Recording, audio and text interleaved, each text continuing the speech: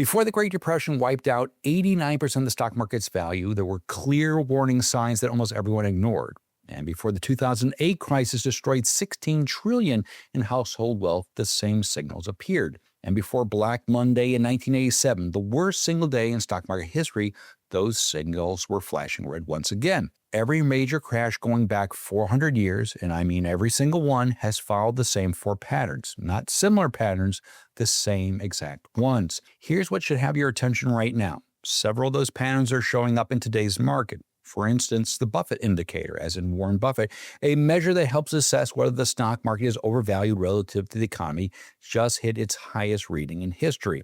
Market concentration is at levels we haven't seen since the dot-com peak, and billions of dollars are pouring into a technology that 95% of companies haven't even figured out how to profit from yet. Of course, I'm talking about AI. That's why in today's video, I'll reveal these important patterns and what you can learn from them. And be sure to watch all the way until the end, because this could help you avoid some serious headaches and devastating losses in the future. By the way, I'm Steve Reitmeister. I spent over a decade as the editor-in-chief of Zacks.com, and I'm currently a partner at WallStreetZen.com, where our quant team analyzes over 4,600 stocks daily. If you want to avoid being blindsided by the next downturn, hit that like button so you don't miss any more of my in-depth breakdowns like this one. Okay, let's start with the crash that most of us remember firsthand. We're talking about the 2008 financial crisis. After the dot-com bubble burst in 2000, investors were terrified of volatile tech stocks. They wanted something safer, something tangible, and that something was real estate. The common wisdom was simple. Housing prices don't seem to go down because they are not making a new land, right?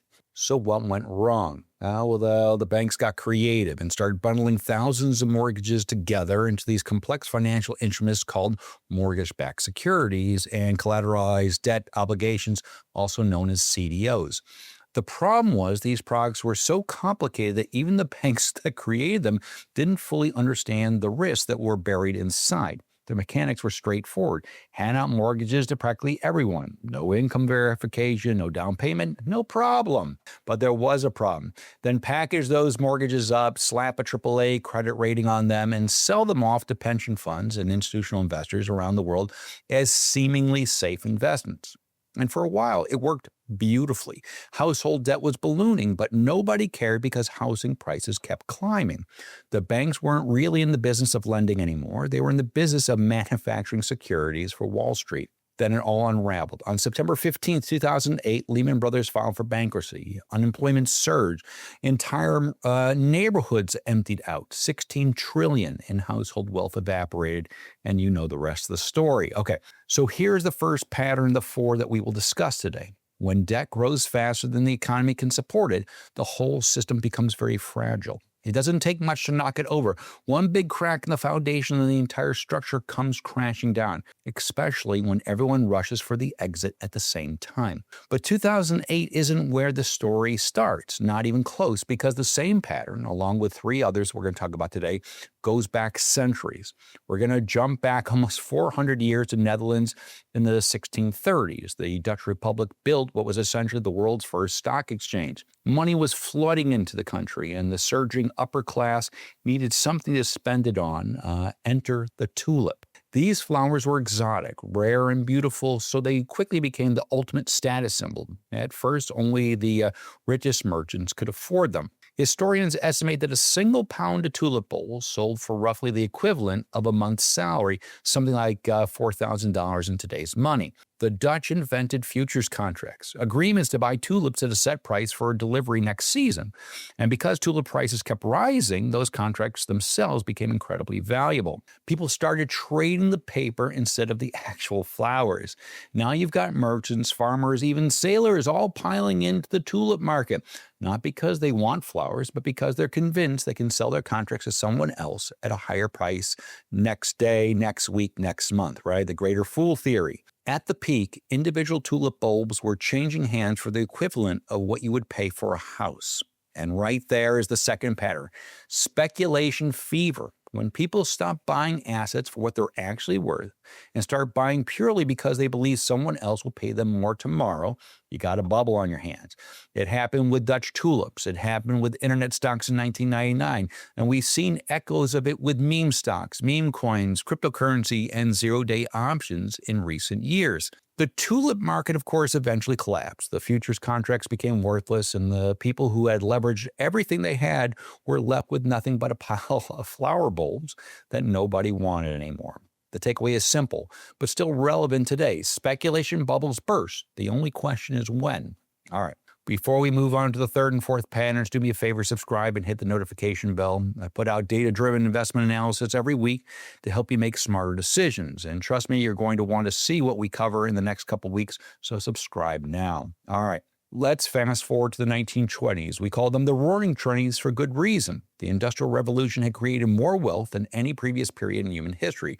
It was the era of jazz, speakeasies, and excess, and Wall Street was right there at the center of it all. A new type of financial product had emerged called the leveraged investment trust. These were stock funds that borrowed money on top of investor capital to make even bigger bets. And the returns looked phenomenal as long as the stock market kept going up. Regular people started buying stocks with borrowed money for the first time ever. Meanwhile, the government took a hands-off approach. The economy looked great, and nobody in Washington wanted to rock the boat. These leveraged trusts were trading at double the value of the stocks they actually held. And now imagine that for a second. Buying a fund today that's valued at twice of what it actually owns. Insane. At the time, regulators either didn't understand what was happening or didn't want to slow down the party that everyone seemed to enjoy so much. Then came October 1929. The stock market collapsed, and over the next few years, it dropped 89%. 1 in 4 Americans lost their jobs, families lost everything, and the country plunged into the worst economic collapse in modern history, rightly earning the title of the Great Depression. Here's what's important about this pattern. Regulatory failure can go both ways. In 1929, the government was too passive. They let risk accumulate unchecked. But the opposite can be just as dangerous. In the panic of 1907, Teddy Roosevelt's aggressive trust busting hit too hard, too fast, and actually helped trigger that crash. We saw a modern version of this in April of 2025, when sweeping tariff announcements sent markets into the steepest 3-day decline since Black Monday, right? Whether the policy itself is reasonable is another matter entirely, but the abruptness of it caught the market completely off guard, leading to a quick and violent reaction. What's the key takeaway for this pattern? When risk builds faster than the rules can keep up, or when the policies change too suddenly, it creates the kind of instability where crashes are born. All right. Now we come on to the fourth and final pattern, and this one might be the most relevant to where we are right now. It's the pattern of a new, widely adopted financial innovation that nobody fully understands. Now, let's consider what happened in 1987. Wall Street is in its golden age. Computers are transforming the financial industry. Out of this environment came a product called portfolio insurance. The concept sounded brilliant on the surface, whereby you program computers to automatically execute small trades that bet against the market whenever stocks dip. Think of it as an algorithmic safety net for your investments. Bit by bit, it became more prevalent. By mid-1987, over $80 billion was being managed through these models. The problem was that nobody, including the people who built them, had thought about what would happen if every computer started selling at the same time. Okay, then in August of 1987, the market started drifting lower. This wasn't a crash at first, just kind of a slow slide. But the portfolio insurance models kicked in by executing their programmed sell orders just as designed. All of these sell orders hitting at once didn't gently cushion the decline. Rather, it accelerated the decline into an outright panic. More selling triggered more selling, which triggered more selling. The whole thing cascaded into a free fall. On Black Monday, which was October 19th, 1987, the Dow Jones dropped over 22% in a single day, and the S&P 500 was even worse at a minus 30. This remains the worst single-day percentage decline in stock market history. At one point on the floor of the New York Stock Exchange, traders were staring at 500,000 sell orders for a single stock with zero buyers on the other side. Nobody wanted to buy at any price. In fact, 3 of the 4 patterns collided that day: investor overconfidence, regulatory gaps, and a brand new innovation that the market adopted widely before anyone truly understood the downside risks. So those are the 4 patterns: excessive debt, Speculation fever, regulatory failure, and a misunderstood innovation that everyone's bought into. Every major crash in the last 4 centuries has featured some combination of these 4 ingredients. Let's consider all these lessons learned to appreciate what is happening right now. Let's start with speculation. The top 10 stocks in the S&P 500 now make up over 40% of the entire index. That is the highest concentration on record, higher than the dot-com peak. As our parents told us, don't put all your eggs in one basket. And that's kind of what's happening. In the late 1990s, when concentration hit about 26% and then pulled back, value stocks outperformed growth stocks by nearly 100% over the next 7 years. Today, we're at 40% concentration, in those largest stocks, which means a lot of investors think they're diversified across the 500 companies in the S&P 500 index, but are actually just making a massive bet on just a handful of names. On top of that, let's consider the famed Buffett indicator. This measures total stock market value relative to GDP, which Warren Buffett himself called the best single measure of market valuation. That indicator recently hit 211%. Unfortunately, Buffett once said anything approaching 200% was a red flag. We've already blown past that warning level. The only other time it was anywhere near this level was right before the dot-com crash. Now, what about the innovation pattern? This one's interesting right now, right? AI spending has been tremendous. We're talking about billions of dollars pouring into infrastructure, chips, and data centers. And the companies doing the spending are the same ones driving the record market concentration, right? The Magnificent Seven stocks. But here's the catch. A recent MIT analysis found that 95% of the companies investing in generative AI are seeing no measurable return on that investment. That doesn't mean that AI is a bubble in and of itself. It quite likely will turn out that this is the most transformative technology of our lifetime. But the gap between expectations and reality is exactly where the danger lies. We've seen that movie before, and it rarely ends well. And on the regulatory side, we've already talked about the April tariff whiplash. Policy announced, paused, and resumed with modifications. That kind of unpredictability is the third pattern playing out in real time. That kind of policy whiplash makes it hard for investors to properly price in risk. And when that happens, volatility spikes with every changing headline. And then there's debt. Federal debt to GDP is at historic highs. Another $3.4 trillion in deficit spending just got locked in the year ahead. Margin debt also remains elevated. None of these are ringing the alarm bells on their own, but when you put them all together, there are more warning lights flashing right now than any of us should feel comfortable with. So what do you actually do about it? I'm glad you asked. I'm going to give you a simple game plan, just 5 concrete steps to help safeguard the value of portfolio. Step number 1, don't panic and go to cash. I know it's tempting when markets get rocky, but here's the vital data. If you miss just the 10 best trading days over the last 30 years, your returns would be cut in half. Get it? All right. And 7 of those 10 best days happened during the bear markets, right in the middle of all the chaos.